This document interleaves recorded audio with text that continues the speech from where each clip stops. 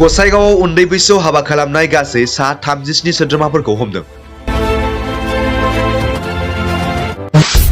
गसाइगाव पुलिसनि संदाननायाव 37 सोद्रोमाफोरखौ खायो।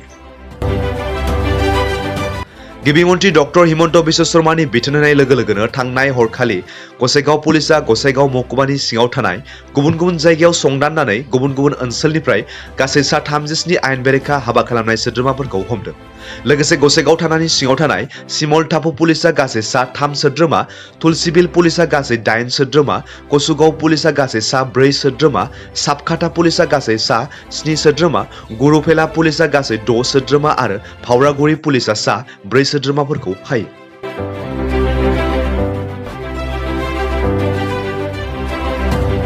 आज सिद्धांत সেই সিদ্ধান্তক আমি সৌদ অসম বাঙালী যুৱ ছাত্ৰ ফেডাৰেশ্যন গোসাইগাঁও জিলা কমিটিৰ পৰা পূৰ্ণ সমৰ্থন জনাইছোঁ আৰু আদৰণি জনাইছোঁ।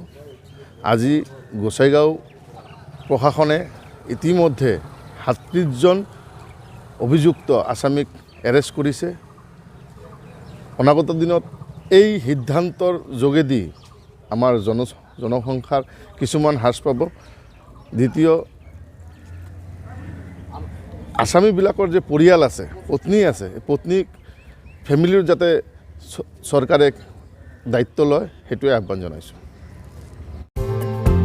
39 बोसोरनिफ्रायनो देहायारि जोथोननि बिथिङाव बुहुमनि बयजोंबो फोथायजानाय लोगोसे साबसिन आरो रावजोंबो रुजुजायै गोरोन्थि गैयै फिथाइनि रादाय होग्रा एप'ल' डायग्नोस्टिक्सआ नोंथांमोननि साखाथियाव सौफैबाय।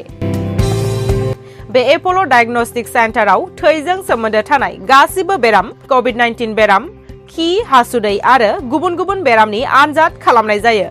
नोंथांमोनहाबो आनजाद खालामजाफैनो हागोन। थङा जाबाय क'क्राझार टाउननि मालदां बाजारनि साखाथियाव थानाय रिलायन्स पेट्रल पाम्पनि उल्टाथिं। रोखायै मिथिनो थाखाय नोंथांमोनहा 6001517103 नाम्बाराव सुलु लानो हागोन। एप'ल' डायग्नोस्टिक सेन्टार क'क्राझार।